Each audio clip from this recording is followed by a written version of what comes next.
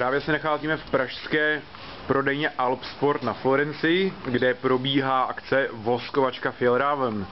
Máme tu Tomáše Povýšila, který zrovna připravuje jedny kalhoty na voskování. Tome, jak taková voskovačka vlastně probíhá? Co všechno je k tomu potřeba? Tak je k tomu potřeba hlavně oblečení, které se má voskovat, vosk od Fjällrävenu, Greenland Wax a žehlička na zažehlení vosku.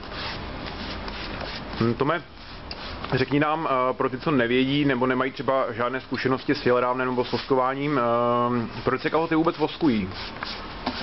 Voskují se pro zvýšení mechanické odolnosti, vodoodpudivosti a celkově to prodlužuje životnost textilie G1000.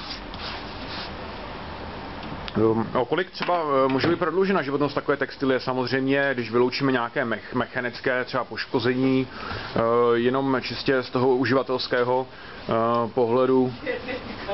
To se nedá vůbec říct. Nedá si to říct takhle? To nejde. Jako takhle porovnávat, to bys musel mít jedny a ty bys musel mít jednu nohavici nevoskovanou, druhou voskovanou, no to zároveň, to prostě nepoznáš takhle. To je myslím nějaký normální dotaz. Ale Tome, kolik třeba vosku se spotřebuje na voskování jedných kalhot? Podle toho, jak silná vrstva se tam dá, ale zhruba třetina toho jednoho vosku, toho středního, většího. No, tak. Čtvrtina, třetina, záleží, jak silná vrstva se dá. A jestli jsou celoplátinní kalhoty, anebo v kombinaci se stretchem. Ty stretchový toho samozřejmě žerou míň. Jo, ale se tím člověk může pohrát, že některý místa se můžou navoskovat víc, některý míň, někdo si voskuje třeba jenom kolena a zadek, ty nejnamáhanější partie. A třeba jako v tomhle případě, tak i spodek nohavic, aby se to tolik nerozdíralo po nějaký termín. Jak často bys doporučoval tady to voskování obnovovat? Je to asi individuální? Podle potřeby, podle četnosti používání a následního praní.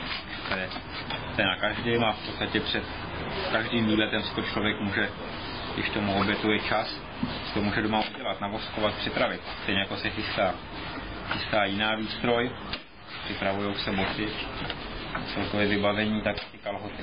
A takhle to potom vypadá, když vlastně ty kalhoty vystydnou, jsou takovýhle prostě tuhý, drží to tvar, tak je potřeba ještě jednou vzít do ruky, vlastně vydrolit z toho přebytek vosku, aby získali znovu svoji vláčnost a dali se vůbec nosit na sobě. Kdyby se tím zanese i ten stretch, tak to nevadí, z toho ten vosk vypadne tak. Takže na sebe ta textílie byla prostě někam pohodlná. Zbytek toho vosku, který se nevyužije, se vlastně dá asi schovat a využít na příští voskování. Jo, přesně tak. Ten se nijak neskazí.